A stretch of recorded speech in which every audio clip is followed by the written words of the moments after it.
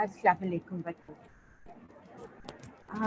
कल हमने ख़त्म किया था इन सजेस्टेड स्टडीज़ जो हाइपोक्सिया के बारे में है, और आज हमने करना है effect of hydrostatic pressure gradient in the lungs on regional pulmonary blood flow. Hydrostatic का प्रेशर की जो हाइड्रोस्टैटिक प्रेशर ग्रेडियंट जो है उसका लंग्स के पल्मोनरी ब्लड फ्लो जो है उस पे क्या इफ़ेक्ट होता है। अब हम देखते हैं कि pressure in the foot of a standing person, एक आदमी जो खड़ा है, स्टिल खड़ा है, और उसका जो पाँव में प्रेशर है इज़ 90 मिलीमीटर्स ऑफ मर्करी, जो कि हार्ट लेवल से ज़्यादा है। और ये ज़्यादा प्रेशर इसलिए है कि हाइड्रोस्टैटिक जो एक्सक्यूज मी प्रेशर ग्रेडियंट है, जो नीचे ग्रेविटी की वजह से हमारा ब्लड जो है नीचे फ्लो करता है, वो ज़्यादा हो जाता है, और उस वजह से जो स्टैंडिंग पर इंसान है जो खड़ा है उसके पाँव में जो प्रेशर है वो हार्ट लेवल से ज़्यादा होगा, और it is 90 millimetres of mercury. यही इफेक्ट हम लंग्स में देखते हैं, लेकिन लंग्स में ये उससे कम उस पे है, डिग्री पे होता है, क्योंकि लंग की जो फ्लो है वो कंपैरेटिवली उससे कम होती है। अब लंग्स में the lowest point in the lung is 30 centimetres below the highest point of the lungs. So pressure here is 23 millimeters difference. Lungs में जो highest point है और जो लोवेस्ट पॉइंट है उसमें 30 सेंटीमीटर का डिफरेंस होता है। हाईएस्ट पॉइंट पे अगर 0 है तो नीचे जो उसका लेंथ है, टोटल लेंथ इज 30 सेंटीमीटर्स। और इस तरह जो प्रेशर है, यहाँ पे प्रेशर डिफरेंस जो होगा वो 23 मिलीमीटर्स ऑफ मर्करी होगा। मतलब इसका कि that is pulmonary arterial pressure in the apex. Pulmonary artery का जो प्रेशर एपेक्स में है, on the top most part of the lung, is 15 millimetres less than the heart level. अब एपेक्स से लेके हार्ट तक एक लेवल है, और हम कर सकते हैं कि हाथ से नीचे लोअर लेवल जो है वो लंग्स का दूसरा लेवल है। सो पल्मोनरी एपेक्स, लंग्स का जो एपेक्स है वहाँ पे हार्ट लेवल से 15 मिलीमीटर्स ऑफ मर्करी जो है वो प्रेशर कम होगा, और जो लोवेस्ट पॉइंट है वहाँ पे 8 मिलीमीटर्स, लंग का लोवेस्ट पॉइंट, वहाँ पे 8 मिलीमीटर्स ऑफ मर्करी प्रेशर ज़्यादा होगा। ये हम देख सकते हैं।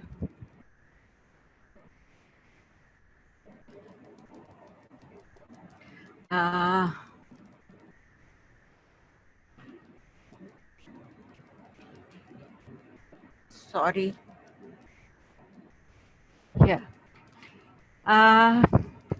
ये पोजिशनल चेंजेस होती हैं प्रेशर की भी।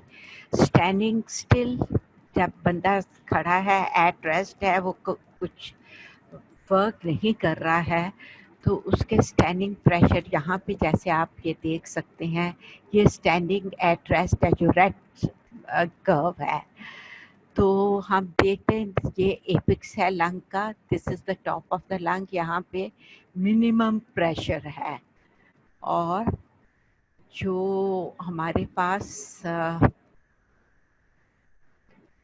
बॉटम है, कि इसमें कुछ ओवर शेडो हुआ है, लेकिन वी कैन सी दैट यहाँ पे जो प्रेशर है the bottom of the lung is the highest.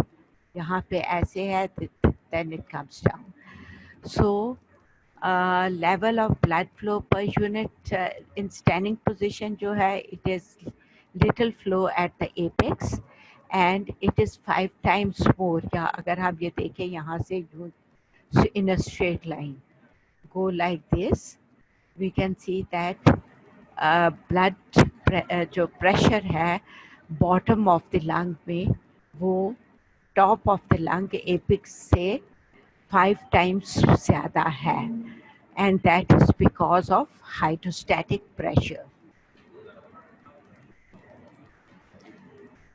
अब हम इसको फर्दर स्टडी करेंगे इस तरह से कि लंग को हम 3 जोन्स में डिवाइड करेंगे कि ये प्रेशर डिफरेंस, और देखेंगे कि ये प्रेशर डिफरेंस क्यों होता है।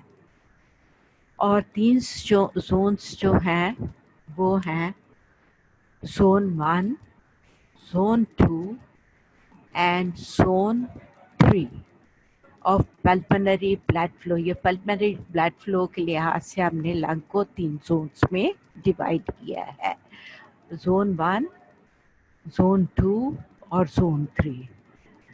अब पल्मोनरी कैपिलरीज जो हैं आर डिस्टेंडेड, वो पल्मोनरी कैपिलरीज जो हैं वो डिस्टेंडेड होती हैं, फैली हुई होती हैं उनके अंदर जो ब्लड है उसके प्रेशर की वजह से। और उसी time at the same time जो एल्वियोलाई का बाहर एयर प्रेशर है उससे ये कैपिलरीज जो हैं वो इनके ऊपर प्रेशर की वजह से ये कॉम्प्रेस्ड होती हैं। सो ये नहीं है कि ये बहुत फैल गई हैं, अंदर ब्लड जो है ज़्यादा आया तो बहुत फैल गई, या बाहर से बहुत ज़्यादा प्रेशर एयर प्रेशर है तो वो सुकड़ जाए। सो ये बैलेंस रहता है, अंदर से ब्लड प्रेशर की वजह से एक्सटेंड करती हैं पल्मोनरी कैपिलरीज, बाहर के एयर एल्वियोलर एयर प्रेशर की वजह से वो कॉम्प्रेस रहती हैं। अब any time the lung alveolar pressure increases, जब कभी भी लंग्स का एल्वियोलर प्रेशर जो है एयर प्रेशर वो इंक्रीज करेगा कैपिलरी के प्रेशर से ज़्यादा, तो कैपिलरीज जो हैं जैसे हम कहें कि ये पहले बैलेंस रहता है, अगर कभी किसी वजह से लंग का एल्वियोलर प्रेशर इंक्रीज कर जाता है तो जो कैपिलरी प्रेशर से उससे ज़्यादा, तो कैपिलरीज जो हैं वो क्लोज हो जाएंगी, पूरी तरह कंप्रेस हो जाएंगी और क्लोज हो जाएंगी। जब वो क्लोज हो जाएंगी तो वहाँ पे कोई ब्लड फ्लो नहीं होगा। So there is no blood flow when the capillaries, due to external pressure, the capillary closes and there is no the blood flow through them. अब 3 zones जो लंग के हैं ये फिजियोलॉजिकली फिजियोलॉजिक रीजंस की वजह से भी हो सकते हैं, पैथोलॉजिकल रीजंस की वजह से भी हो सकते हैं। जोन 1 जो है उसमें कोई ब्लड फ्लो नहीं होता during all portions of cardiac cycle का, मतलब कार्डियक साइकिल से सिस्टली में या डायस्टली में इसमें कोई ब्लड फ्लो नहीं होगा, क्योंकि लोकल जो एल्वियोलाई का कैपिलरी प्रेशर है उस एरिया में नेवर राइजेस, कैपिलरी का never rises higher than the alveolar pressure. It is always less than the alveolar pressure during any part of the cardiac cycle. Cardiac cycle ये जो है उसमें चाहे सिस्टली हो चाहे डायस्टली हो, ये जो एरिया है इसमें एल्वियोलर कैपिलरी प्रेशर कभी भी लंग के जो एल्वियोलर है एयर प्रेशर से ज़्यादा नहीं होगा, इसलिए इसमें ब्लड फ्लो नहीं होगा। अब हम जोन 2 पे जाते हैं।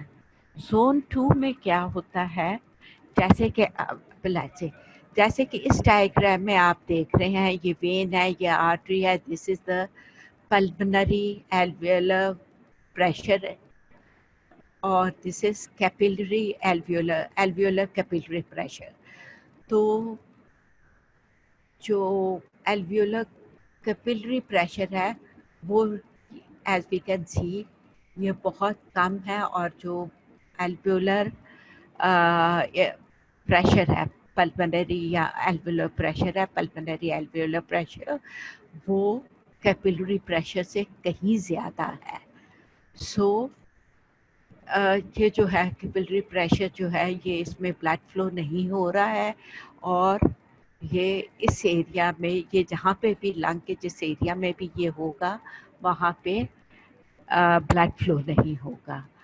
गोइंग ऑन जोन 2 पे, यहाँ पे इंटरमिटेंट ब्लड फ्लो होता है, कभी ब्लड फ्लो हो रहा है, कभी ब्लड नहीं जा रहा कैपिलरीज में। इंटरमिटेंट ब्लड फ्लो जो है, फ्लो जो होता है, it is only during the peak of pulmonary arterial pressure, और वो कब होता है जब सिस्टोलिक प्रेशर जो है वो हार्ट का सिस्टोलिक प्रेशर जो है वो लंग के एल्वियोलर प्रेशर से ज़्यादा, कैपिलरी प्रेशर जो है वो ज़्यादा हो जाए, सॉरी से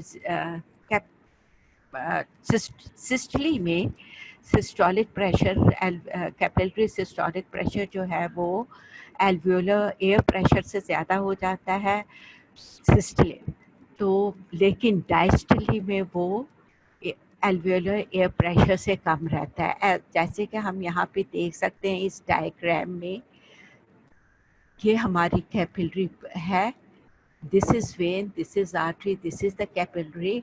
यहाँ पे अब ब्लड फ्लो हो रहा है। सिस्टली में ये जो है ब्लड जो है एल्वियोलर प्रेशर से कैपिलरीज में ज़्यादा होगा, सो ये ब्लड फ्लो करेगा like this from artery to when.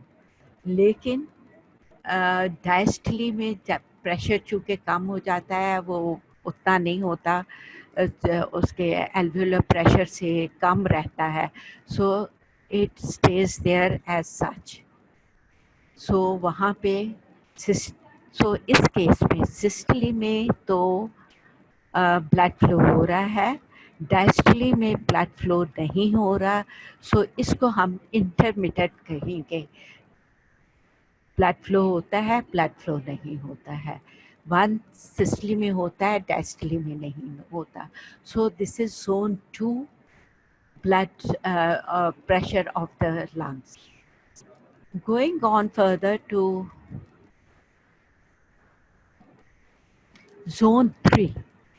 zone 3 जो है उसमें continuous blood flow होगा, जैसे कि हम इस डायग्राम में देख रहे हैं, ब्लड कॉन्टिन्यूसली फ्लो हो रहा है, क्योंकि एल्वियोलर कैपिलरी प्रेशर जो है, this is alveolar, PPC stands for alveolar capillary pressure, जो है हमेशा एल्वियोलर एयर प्रेशर से ज़्यादा होगा during the entire cycle, that is systole में भी डायस्टली में भी। Pulmonary capillary pressure pulmonary alveolar air alveolar pressure से ज़्यादा होगा, सो blood is continuously flowing from artery to the vein and there is no stoppage, क्योंकि इस यहाँ पे सारा टाइम जो है capillary pressure air alveolar pressure से ज़्यादा है। So that is it. अब normally lungs, normal way lungs only have two zones, zone 2 और zone 3। zone 2 क्या है? zone 2 है हमारा जब intermittent flow होता है। zone 3 और ये एपिसिस पे होता है, लंग के एपिक्स, दोनों एपिक्स पे। सो और zone 3 जो है वो बेस पे होता है, दोनों लंग्स के बेस पे, और ये कॉन्टिन्यूस फ्लो होता है, लगातार इसमें फ्लो होता है। वहाँ पे जोन 2 में एक सिस्टली में फ्लो हो रहा है, डायस्टली में फ्लो नहीं हो रहा। अब कोई फर्दर, इसको हम अगर फर्दर जाएं, देखते हैं कि जोन 2 में जब person is standing in upright position, pulmonary खड़ा है, अपराइट पोजीशन में है और एट रेस्ट है, इस केस में pulmonary arterial pressure at the lung apex जो है वो तकरीबन 50 मिलीमीटर्स ऑफ मर्करी कम है हार्ट लेवल से। उसका मतलब है कि ये अब है एपेक्स पे 10 मिलीमीटर्स ऑफ मर्करी है। कैसे कि at the level of heart, जो आपको पता है कि arterial right arterial pressure in systole is 25 millimeters of mercury। तो 25 मिलीमीटर्स में से 15 मिलीमीटर हम माइनस कर दें तो we are left with 10 millimeters of mercury, right. ये जो डिफरेंस है ये हाइड्रोस्टैटिक प्रेशर की वजह से है। ब्लड जो है मैक्स खड़ा है आदमी, इट्स पोर्ड डाउनवर्ड्स, और ऊपर जो प्रेशर है लंग एपिक्स में कम है और at the level of the heart pressure ज़्यादा है हाइड्रोस्टैटिक उसकी वजह से। इसलिए लंग के एपिक्स में जो है pressure is 10 millimetres of mercury, जबकि ये डिफरेंस जो है वो 15 मिलीमीटर्स का है। ये जो 10 मिलीमीटर्स है ये इट इज़ ग्रेटर दैन, ये जीरो एल्वुलर प्रेशर से ज़्यादा है। इसलिए ब्लड फ्लो जो है वो कॉन्टिन्यूस ब्लड फ्लो है, और ये कॉन्टिन्यूस ब्लड फ्लो है जो है वो सिस्टली में होगा, बट नॉट ड्यूरिंग डायस्टली, क्योंकि डायस्टली में जो एयर प्रेशर डायस्टोलिक प्रेशर है of right ventricle of the heart is 8 millimeters of mercury, जो कि 15 मिलीमीटर्स जो चाहिए हाइड्रोस्टैटिक प्रेशर उसको करने के लिए वो उतना नहीं पहुंच सकता है। So at that time there is no blood flow towards the apices of the lung। So अब यहाँ पे हम देख रहे हैं कि सिस्टली में जो है वो 10 मिलीमीटर्स है, it is more than the zero of the alveolar pressure, और blood is rising against the hydrostatic pressure of 15 millimeters, और जो है डायस्टली में वो सिर्फ 8 मिलीमीटर्स रह जाता है, और this is not enough to push the blood for 15 millimetres hydrostatic pressure का जो ग्रेडियंट है। सो इस वजह से एपिसिस में या there is no apical blood flow, और इस वजह से ये इंटरमिटेंट होगा, एक सिस्टली में होगा डायस्टली में नहीं होगा। और दिस इज जोन 2। जोन 2 का लेवल क्या है? ये लेवल एक्सटेंड करता है हार्ट के मिडल से, जहाँ पे हार्ट है वहाँ के मिड ऑफ द हार्ट का जो लेवल है इन द लंग्स, और to the apex of the lungs. ठीक है, सपोजिंग दिस इज, ये just a supposition, I don't have a diagram. ये हार्ट का मिड हार्ट लेवल का मिड जोन है, और दिस इज अबव दैट, ये लंग्स है, लंग्स का ये इट इज अबव। सो ये एपिक्स है, एपिक्स से लेके मिड हार्ट तक जो है वो जोन 2 है, और जोन 3 जो है वो उससे नीचे आ जाएगा। अब टॉकिंग अबाउट जोन 3, जोन 3 जो है होता है lower region of the lung. ये 10 सेंटीमीटर्स अबव द हार्ट से शुरू होता है और बॉटम ऑफ द लंग्स तक जाता है। This is heart, say this is 10 centimeters above the heart, and this is the base of the lungs। so 10 centimetre जो है ऊपर से शुरू होके लंग के बेस तक जो जोन है, जो एरिया है, वो जोन 3 है। अब जोन 3 में जैसे मैंने बताया कि during systole during diastole remains जो प्रेशर है सिस्टली में डायस्टली में दोनों टाइम, जो प्रेशर है वो ज़ीरो एल्वेओलर प्रेशर से ज़्यादा होगा, और इस वजह से जो ब्लड फ्लो है वो कॉन्टिन्यूस होगा, मुसलसल होगा, बतवातर होगा थ्रू द एल्वियोलर कैपिलरीज, और this is zone 3 blood flow.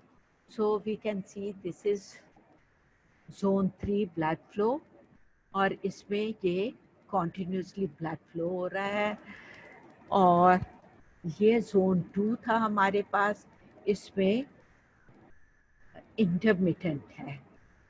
जब सिस्टली होती है तो ब्लड फ्लो होता है, जब डायस्टली होती है तो प्रेशर 8 मिलीमीटर्स होता है, जो कि 15 मिलीमीटर्स ऑफ हाइड्रोस्टैटिक प्रेशर को क्रॉस नहीं कर सकता है, इसलिए इसमें डायस्टली में ब्लड फ्लो नहीं होगा और सिस्टली में ब्लड फ्लो होगा।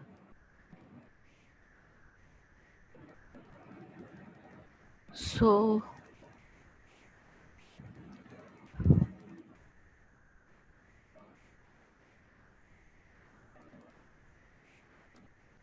जोन 3 का ब्लड इन लाइंग पोजीशन, अब ये तो नॉर्मल स्टैंडिंग पोजीशन में हम कर रहे थे, जब इंसान एक ह्यूमन बीइंग जो है वो खड़ा है और ही इज एट रेस्ट, वो कुछ काम नहीं कर रहा, जस्ट स्टैंडिंग स्टिल, तो ये हमारे प्रेशर लेवल्स थे। अब लाइंग पोजीशन में ब्लड फ्लो एक नॉर्मल पर्सन में जो होता है वो वही होता है जो जोन 3 का होता है, मतलब कि blood is continuously flowing throughout the lungs from the apex to the base। क्योंकि अब इस वक्त सारे एरियाज लंग के जो हैं वो हार्ट लेवल पे हैं, it is not all of them is fill up. सिर्फ ये होता है कि जो posterior portion of the heart है, जब हम लेटे में हैं, जब पर्सन लेटा हुआ है, उसमें पोस्टीरियर पोर्शन जो है उसमें स्लाइटली हाइड्रोस्टैटिक प्रेशर ज़्यादा होगा, क्योंकि ब्लड का जो प्रेशर है वो नीचे की तरफ, बैक में नीचे की तरफ है। So the pressure in the posterior part will be slightly more than the anterior part, anterior surface of the body, right? आपको ये समझ आ गई ना? अब जोन 1 जो है, जोन 1 में हमने कहा कि ब्लड फ्लो नहीं होता है, normally there is no blood flow, और ये हमारे पास नॉर्मल कंडीशन में लंग्स का जोन, लंग का ये ब्लड फ्लो जोन नहीं है। जोन 1 सिर्फ हमारे पास तब होता है जब कोई हमारी एबनॉर्मल कंडीशन हो। एबनॉर्मल कंडीशन मतलब कि there is no blood flow at any time during the cardiac cycle in the lungs, और ये तब होगा जब नंबर 1 पल्मोनरी सिस्टोलिक प्रेशर जो है, even during systole pulmonary capillary pressure जो है वो बहुत लो है, it is very low and below then the alveolar pressure, या फिर सिस्टोलिक प्रेशर तो हो सकता है नॉर्मल हो, लेकिन जो एल्वियोलर प्रेशर है it is too high, abnormally too high, that never occurs in normal conditions। Normal लोगों में ये नहीं होता, लेकिन एबनॉर्मल कंडीशंस में ये हो सकता है कि एल्वियोलर प्रेशर जो है वो कैपिलरी प्रेशर से बहुत ज़्यादा हो जाए, और जब ये बहुत ज़्यादा हो जाएगा तो it is going to compress, it is going to press on the capillary, pulmonary capillaries, and there will be, ये pulmonary capillaries को प्रेस करेंगे और pulmonary capillaries का blood flow जो है वो बंद हो जाएगा। Instances when blood flows is of zone 1, कब जो है zone 1 वाला blood flow होता है, एक जब person is upright, खड़ा है या सीधा बैठा हुआ है और ही इज ब्रीथिंग, वो पर्सन बहुत जोर से ब्रीथ करता है कि एक्सपायर करता है कि उसका जो प्रेशर है, प्रेशर जो है पॉजिटिव इनसाइड, ब्रीथ इनहेल बहुत ज़ोर से करता है और फिर एक्सहेल करता है, so that the interalveolar air pressure जो है वो एटलीस्ट 10 मिलीमीटर्स पल्मोनरी प्रेशर से सिस्टोलिक पल्मोनरी सिस्टोलिक प्रेशर से 10 मिलीमीटर ज़्यादा हो जाता है। सो जब बाहर से प्रेशर ज़्यादा होगा, it is going to compress, it is going to press on the pulmonary capillaries. Even systolic के जब सिस्टली हो रही होगी तब भी ये प्रेशर उसको जो है ना, इतना बाहर का प्रेशर इतना है कि ये उनको कॉम्प्रेस कर रहा है पल्मोनरी कैपिलरीज को, और जब ये कॉम्प्रेस करेगा तो there will be no blood flow, कोई ब्लड फ्लो नहीं होगा थ्रू दिस कैपिलरीज। ये एक कंडीशन है ब्लड फ्लो की जोन 1 की। दूसरा जो है, इन एन अपराइट पर्सन जिसका पल्मोनरी सिस्टोलिक आर्टीरियल प्रेशर जो है किसी वजह से बहुत लो है, एस जो जैसे कि हो सकता है स्फीयर हैमरेज में, स्फीयर ब्लीडिंग में, क्योंकि लंग प्रेशर स्फीयर ब्लीडिंग में कॉम्पनसेट करने के लिए वो उस ब्लीडिंग को जो लंग का ब्लड फ्लो है, जैसे कि मैंने आपको पहले कल के लेक्चर में बताया था, हैमरेज में जो ब्लड फ्लो कॉम्पनसेशन होती है वो लंग से टूवर्ड्स द सिस्टेमिक प्रेशर चला हो जाता है। अब एक्सरसाइज में हम देखेंगे क्या होता है। एक्सरसाइज में ब्लड फ्लो जो है लंग के सारे पार्ट्स में इंक्रीज करता है। हम इस फिगर में देख सकते हैं, ये हमने देखा था standing normal pressure in the lungs. Top में हमने देखा कि एपेक्स में सबसे कम है और eight the base it is 5 times more than the apex of the lung। अगर इसको हम straight line हम इस तरह करें, so it is 5 times more। Exercise में कार्डियक आउटपुट ज़्यादा हो जाता है, क्योंकि जब हम आपने देखा होगा कि जब हम एक्सरसाइज करते हैं तो सारा हार्ट रेट इंक्रीज हो जाता है। जब हार्ट रेट इंक्रीज होगा तो उतना कार्डियक स्ट्रोक वॉल्यूम इंक्रीज होगा, स्ट्रोक वॉल्यूम इंक्रीज होगा तो कार्डियक आउटपुट पर मिनट इंक्रीज होगा, और ये ग्रेटली इंक्रीज होता है।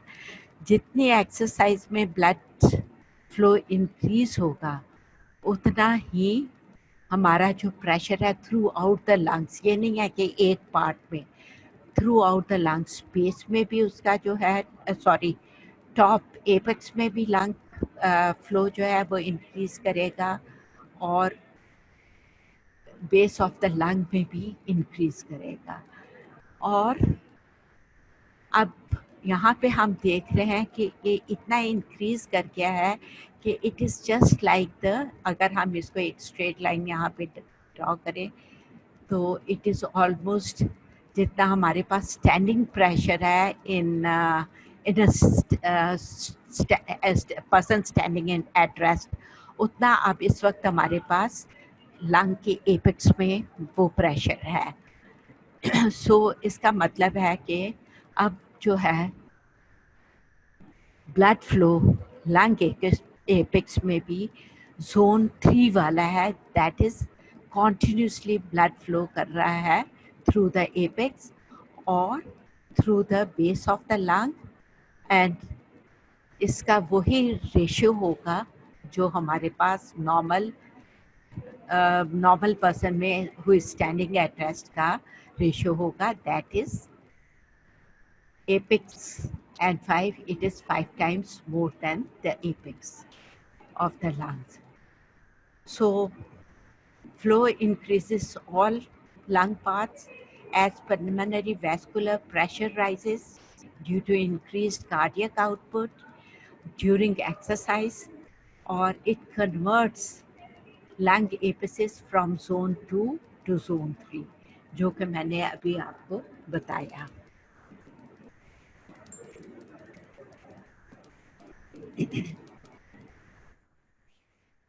अब हम देखेंगे increased cardiac output during heavy exercise, उसमें जो increased blood flow है वो कैसे accommodate होता है by the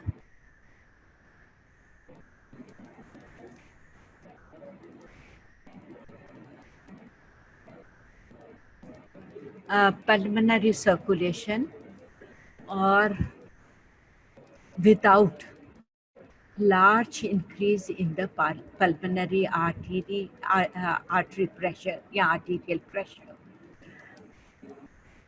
यहाँ पे हम क्या देख रहे हैं? हम ये देख रहे हैं कि pulmonary जब कार्डियक आउटपुट हैवी एक्सरसाइज में ज़्यादा हो जाता है, जो कि during this heavy exercise increase कर सकता है 4 to 7 times या 4 to 7 folds. 4 to 7 folds extra blood जो है, ज़्यादा ब्लड जो है, दैट कैन बी अकोमोडेटेड से 5 liters per minute के हिसाब के कंपैरिजन में 20 liters to 35 liters तक 5 और 20 28 liters क्या 30 liters जितना भी है 7 10 7 5 35. So from 20 to 35 liters तक ब्लड जो है वो लंग्स में अकोमोडेट कर सकता है. रिपीटिंग ब्लड कार्डियक आउटपुट जो है हैवी एक्सरसाइज में कार्डियक आउटपुट इंक्रीज कर जाता है, क्योंकि हैवी एक्सरसाइज में जब हम करते हैं तो हार्ट रेट ज़्यादा होता है. हार्ट रेट जब ज़्यादा होगा तो स्ट्रोक वॉल्यूम ज़्यादा होगा. स्ट्रोक वॉल्यूम ज़्यादा होगा तो पर मिनट कार्डियक आउटपुट ज़्यादा होगा. ये एक्सरसाइज में cardiac output can go up to 4 to 7 times more than the normal. This extra blood is कैसे accommodate होता है?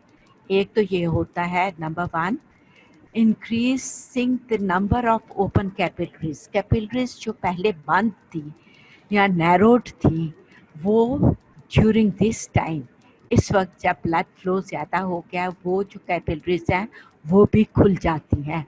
अब उनमें भी जो ब्लड है वो फ्लो कर रहा है.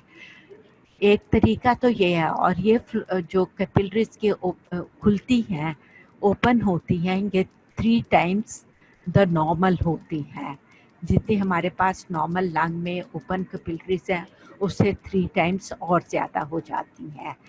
सेकेंडली क्या होता है कि जो कैपिलरीज हैं हमारे पास, एक तो वो ज़्यादा हो गई हैं, सेकेंडली वो डिस्टेंट फैल गई हैं, एक डिस्टेंट हो गई हैं. और जब वो उनका डायमीटर ज़्यादा हो जाएगा तो नेचुरली उसमें जो ब्लड फ्लो है वो ज़्यादा होगा. और ये जो ब्लड फ्लो है ये दुगना हो जाता है, 2 times या 2 folds ये ज़्यादा ब्लड फ्लो होगा. तीसरा जो है वो ये है पल्मोनरी आर्टीरियल प्रेशर जो है वो इंक्रीज कर जाएगा, और इस तरह से वो जो है ज़्यादा ब्लड जो है वो अकोमोडेट करेगा. पहली है 2 changes. The first 2 changes normally decreases the pulmonary vascular resistance, so there is very little rise in the pulmonary vascular resistance. पहली 2 changes जो हैं, that is increasing the number of capillaries, जो कैपिलरीज के number जो increase हुआ है, और जो कैपिलरीज डिस्टेंट हुई हैं जिनका डायमीटर इंक्रीज कर दिया है, इन दोनों की वजह से जो है पल्मोनरी वैस्कुलर रेजिस्टेंस जो है वो बहुत कम राइज होगा, क्योंकि दोनों में कैपेसिटी ज़्यादा हो गई है. सो इस वजह से जो है ब्लड फ्लो का रेजिस्टेंस नहीं होगा. थर्ड, बाकी जो है ये लंग की accommodating lungs accommodate greatly increased blood flow without increasing pulmonary arterial pressure. इसका benefit क्या है? It conserves the energy of the right heart. अब चूँकि लंग ज़्यादा अकोमोडेट कर लेता है ब्लड, उसका बैक प्रेशर नहीं होता है, वो ब्लड जो है जो ज़्यादा आया है लंग्स में वो लंग्स सी में अकोमोडेट हो गया है, और उसकी वजह से जो हार्ट राइट हार्ट पे ज़्यादा ब्लड जमा नहीं होगा, तो उसकी जो है उसको ज़्यादा काम नहीं करना पड़ेगा, और जाहिर है जब उसको काम नहीं करना पड़ेगा तो उसका जो है वो उतनी एनर्जी सेव होगी। और क्या होता है कि ये जब ये डायलेट होगा, पल्मोनरी कैपिलरी वेसल्स, कैपिलरीज जो हैं ये डायलेट होंगी, और इनमें जो प्रेशर इंक्रीज ब्लड की वजह से प्रेशर डायलेट हो गई, तो वो जो है एक जगह उसका प्रेशर ज़्यादा नहीं होगा। सो जो प्रेशर जब ज़्यादा नहीं होगा कैपिलरीज में, तो ये जो है इसका बेनिफिट क्या है, ये पल्मोनरी ओडीमा जो है ये प्रिवेंट करेगा। इसकी वजह से प्रेशर जो है उसकी वजह से जो है वो लीक आउट एक्सेसिव फ्लूइड जो है वो उसमें से पोर्स में से वो लीक आउट लंग टिश्यूज में नहीं होगा। सो क्योंकि वो इजीली अकोमोडेटेड है कैपिलरीज में, सो पल्मोनरी ओडीमा जो है वो नहीं डेवलप होगा। And that is a benefit, क्योंकि अगर पल्मोनरी ओडीमा डेवलप हो जाए तो वो स्पेस जो कि एयर ने लेनी है वो स्पेस ओडीमा फ्लूइड ऑक्यूपाई कर लेती है। There is no fresh air entering the alveoli and no oxygen is being supplied, and hypoxia, less oxygen results. अब functions of the pulmonary circulation क्या होते हैं? When left atrial pressure rises as a result of left-sided heart failure. जब left atrium का pressure जो है increases up to, it can increase up to normal 1 to 6 millimeters होता है, और 1 to 6 से लेके it can increase plus 6 millimeters of mercury। और जब थोड़ा प्रेशर इंक्रीज होता है, small changes, when there are small changes in left atrial pressure, इसका it has no effect on pulmonary circulatory function। उसका जो है पल्मोनरी सर्कुलेशन पे के फंक्शन पे कोई ख़ास इफ़ेक्ट नहीं होता। और दिस जस्ट ओपन, जो ओपन करती हैं pulmonary venules, pulmonary venules open होती हैं तो पल्मोनरी कैपिलरीज ओपन होती हैं, और जो ब्लड फ्लो है उसमें से इक्वली ईजिली पास होता है from the capillary arteries, from this open capillaries into the capillary arteries. अब जब लेफ्ट साइडेड हार्ट फेलियर होगा, ब्लड जो है फेलियर है, लेफ्ट साइडेड हार्ट जो फेल फॉर सर्टेन रीज़न, जो भी रीज़न है उसकी हार्ट फेलियर है, हार्ट जो है वो पूरी स्ट्रेंथ के साथ पंप ब्लड नहीं कर रहा है, so blood remains in the heart, in the left ventricle, back into the left atrium, और वो ब्लड जो है वो अब डैम अप होना शुरू, with every second more blood is being dam up in the left atrium, or left atrium से into the lungs, अब जब लेफ्ट एट्रियल में ब्लड डैम अप करेगा, इकट्ठा होगा, तो लेफ्ट एट्रियल प्रेशर जो है वो 1 to 5 मिलीमीटर्स ऑफ मर्करी से राइज करके 40 to 50 मिलीमीटर्स ऑफ मर्करी तक जा सकता है। स्मॉल राइज होगी अप टू 7 मिलीमीटर्स, तो इट हैज़ लिटिल, थोड़ा इफेक्ट होगा या कोई इफेक्ट नहीं होगा पल्मोनरी सर्कुलेटरी फंक्शन पे। लेकिन जब लेफ्ट एट्रियल प्रेशर 7 या 8 मिलीमीटर से ज़्यादा हो जाएगा, तो उतना ही प्रेशर, क्योंकि अब यही जो ब्लड है, फर्दर ब्लड जो है लेफ्ट एट्रियम में से बाहर नहीं निकल रहा, सो वो पीछे को डैम अप हो रहा है, पल्मोनरी लंग्स में डैम अप हो रहा है। सो लंग्स का जो पल्मोनरी आर्टीरियल प्रेशर है वो राइज कर जाएगा, और ये जो राइज है ये एसोसिएटेड होती है, जाहिर है पल्मोनरी आर्टीरियल प्रेशर राइज होगा, उसका बैक प्रेशर होगा राइट हार्ट पे। जब राइट हार्ट पे का लोड ज़्यादा होगा तो राइट हार्ट का प्रेशर राइज होगा, और increased capillary pressure of the same degree होगा। सो आर्टीरियल प्रेशर में जितना राइज होगा उतना ही राइज जो है वो कैपिलरी प्रेशर का होगा, उतनी ही डिक्रीज से।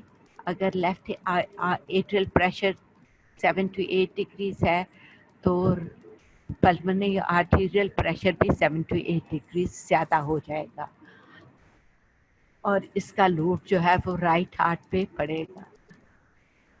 अब जो है, अगर कि it goes up to 40 to 50 millimetres, जैसे कि हमने कहा it can go up to 40 to 50 millimetres of mercury left atrial pressure, तो पल्मोनरी प्रेशर भी जो है वो 40 to 50 मिलीमीटर्स तक जा सकता है, क्योंकि ये सब अब बैकवर्ड एक सीक्वेंस में, एक सर्कल में शुरू हो जाता है। अब जो फैन लेफ्ट एट्रियल प्रेशर जब राइज करता है अबव 30 मिलीमीटर्स, हमने देखा, मैंने जैसे आपको पहले बताया कि राइट पल्मोनरी जो है प्रेशर जब वो इतना होता है कि राइट पल्मोनरी कैपिलरीज में वो सारा ब्लड जो है वो समा जाता है, और उसका उस कैपिलरीज के नंबर ज़्यादा होने की वजह से, कैपिलरी के डायलिटेशन होने की वजह से, तो वो ब्लड जो है प्रेशर कैपिलरीज में ज़्यादा नहीं होगा। तो जब कैपिलरीज में प्रेशर ज़्यादा नहीं होगा तो उसका जो फ्लूइड है वो लीक आउट नहीं करेगा, और पल्मोनरी ओडीमा जो है वो डेवलप नहीं होगा। That is with mild rise of pulmonary capillary pressure. यहाँ पे हमने देखा, हम देख रहे हैं कि जब लेफ्ट एट्रियल प्रेशर जो है वो 30 मिलीमीटर से ज़्यादा हो जाता है, तो इतनी ही इंक्रीज होती है पल्मोनरी कैपिलरी प्रेशर में। मतलब कि पल्मोनरी कैपिलरी प्रेशर जो है वो 30 मिलीमीटर्स ऑफ मर्करी पे पहुंच जाता है।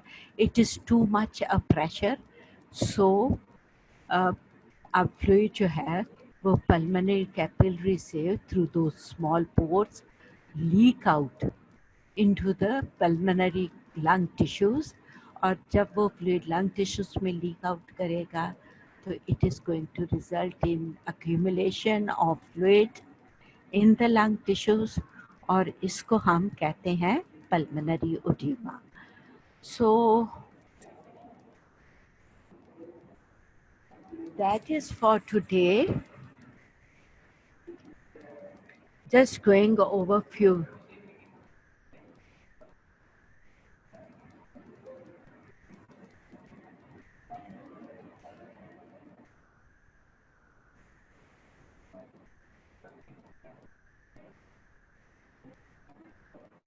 these diagrams. ये हमने इधर ये जोन 1 की डायग्राम मैंने आपको दिखाई थी। जोन 1 इज जब there is no blood flow in any phase of the cardiac cycle, so blood is not flowing और normally हमारे पास zone 1 नहीं होता है। It is only in abnormal pathological condition कि हमारा lungs में zone 1 हो।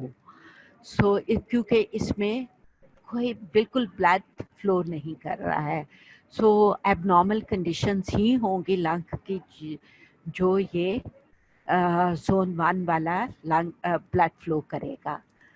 जोन 2 वो है जहाँ पे हमारे पास इंटरमिटेंट ब्लड फ्लो होता है थ्रू पल्मोनरी कैपिलरीज। इसमें ये होता है कि जब कार्डियक सिस्टली होती है तो प्रेशर जो है वो लंग एपिक्स में जो है वो लंग जो है मिड ऑफ द हार्ट के लेवल से वो 15 मिलीमीटर्स कम होता है, लेकिन और मिड ऑफ द हार्ट में हम देखते हैं कि it is 25 millimetres of mercury. So 15 millimetres उसमें से हम निकाल दें तो हमारे पास 10 मिलीमीटर्स ऑफ मर्करी बचता है। That is more than zero of the alveolar pressure. So इसमें सिस्टली में सिस्टोलिक जब होगा कार्डियक सिस्टली में the pressure is the blood is flowing through the even apices of the lungs और लेकिन during diastole हमारे पास जो है डायस्टोलिक प्रेशर जो है वो एल्वियोलर प्रेशर जो से कम होता है। सो इस प्रेशर में due to hydrostatic reasons pressure जो है वो 15 मिलीमीटर्स ऑफ मर्करी को नहीं क्रॉस कर पाता है, इसलिए इस फेज में डायस्टोलिक फेज में there is no blood flow to the apices of the lung और इसलिए हम इसको इंटरमिटेंट कहते हैं कि ड्यूरिंग सिस्टली ब्लड फ्लो है, ड्यूरिंग डायस्टली ब्लड फ्लो नहीं है। जोन 3 जो है ये हमारे mid of the lungs about 10 centimetres above the heart level to the base of the lung होता है और इसमें जो +8 मिलीमीटर्स प्रेशर ज़्यादा होता है at the base of the lungs because of hydrostatic pressure, क्योंकि it is below the level heart level और प्रेशर हाइड्रोस्टैटिक प्रेशर जो है उसकी वजह से जो है ब्लड जो है वो नीचे लेवल पे ज़्यादा आता है जैसे, तो as compare to mid of the heart level in the lungs. So अब जो है वो एल्वियोलर प्रेशर से throughout the systole diastole जो है कैपिलरी प्रेशर जो है हमारे पास ज़्यादा होता है और so through out the cycle blood flow जो है वो कॉन्टिन्यूस ब्लड फ्लो है, लगातार ब्लड फ्लो होता रहता है और लगातार इसको लंग्स को blood base of the lungs from the level of the heart to the base of the lungs continuously blood supply होती है as compared to the apices जब जिसमें सिस्टोलिक में तो ब्लड फ्लो होता है, डायस्टोलिक में ब्लड फ्लो नहीं होता। और जैसे मैंने बताया आपको कि लंग के नॉर्मली 2 जोन्स होते हैं, जोन 2, 3 जोन तो मैंने अभी आपको डिटेल में बताया और जोन 1 जो है वो सिर्फ हमारे पास एबनॉर्मल कंडीशंस में होता है। एबनॉर्मल कंडीशंस कब होंगी? जब पल्मोनरी सिस्टोलिक प्रेशर जो है या तो वो बहुत लो है या एल्वियोलर प्रेशर जो है वो बहुत हाई है और क्योंकि जब बाहर से प्रेशर ज़्यादा होगा तो कैपिलरीज जो है वो कोलैप्स कर जाएंगी। इन कब कब ये जो है जोन 1 होता है लंग्स में, एक तो मैंने बताया जब पर्सन अपराइट होता है, ब्रीथ करता है अगेंस्ट पॉजिटिव एयर प्रेशर, तो उसमें एल्वियोलर इंट्रा एल्वियोलर प्रेशर जो है वो ज़्यादा हो जाता है और ये about at least 10 millimeters of mercury ज़्यादा होता है pulmonary capillary systolic pressure से। और जब ये प्रेशर आउटसाइड प्रेशर ज़्यादा होगा तो जाहिर है कैपिलरीज जो है वो कोलैप्स कर जाएंगी और there will be no blood flow.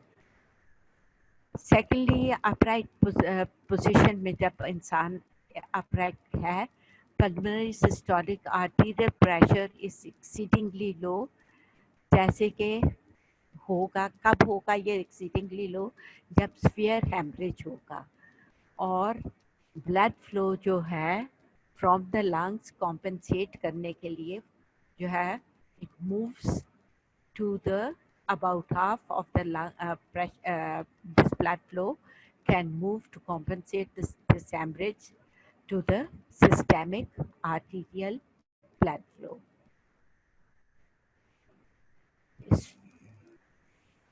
यहाँ पे आप ये डायग्राम देखेंगे, यहाँ पे एक हमने ये है हमारे पास normal blood flow through the lungs in a standing person at rest who is at rest. इसमें हम देखते हैं कि ये टॉप पे मिनिमम ब्लड है, इसमें कभी ये नहीं होता है कि ब्लड बिल्कुल फ्लो ना करे। There is always blood flow except for कि इंटरमिटेंट ब्लड फ्लो होता है एपेक्स में, सिस्टली में ब्लड फ्लो होता है, डायस्टली में ब्लड फ्लो नहीं होता। और द मैक्सिमम प्रेशर जो होता है यहाँ पे इज़ 10 मिलीमीटर्स ऑफ मर्करी, जबकि जो है यहाँ पे हमारे पास is 25 millimeters of mercury, that is about 5 times, जैसे हम इसको यहाँ से यूँ अगर स्ट्रेट लाइन लें तो that is 5 times more than the apex of the heart, और यहाँ पे no apex of the lungs sorry, और यहाँ पे ये जो ब्लड फ्लो है it is 5 times more than the apex। अब एक्सरसाइज में क्योंकि कार्डियक आउटपुट ज़्यादा होता है, हार्ट रेट ज़्यादा होता है, स्ट्रोक वॉल्यूम ज़्यादा होता है और कार्डियक जाहिर है फिर स्ट्रोक वॉल्यूम के साथ कार्डियक आउटपुट ज़्यादा होगा, तो इसमें थ्रू आउट द लंग्स जो है प्रेशर फ्लो जो है नॉट प्रेशर फ्लो जो है वो ज़्यादा होगा। इट्स नॉट कि किसी पार्ट में ज़्यादा है किसी पार्ट नहीं, through out the lungs the flow is increased और it's parallel, if आप देखें it's going parallel to the normal और it is 4 to 7 times, it can increase 4 to 7 times more than normal blood flow। और इसमें जो even the apex जो है, अब ये यहाँ पे 10 मिलीमीटर्स था, यहाँ पे जो है 4 to 7 टाइम्स ज़्यादा होगा, तो naturally it's more than the alveolar pressure all the time during systole during diastole। so अब ये जो है ये apex of the lung जो है ये zone 3 के blood flow की तरह behave करेगा throughout the exercise।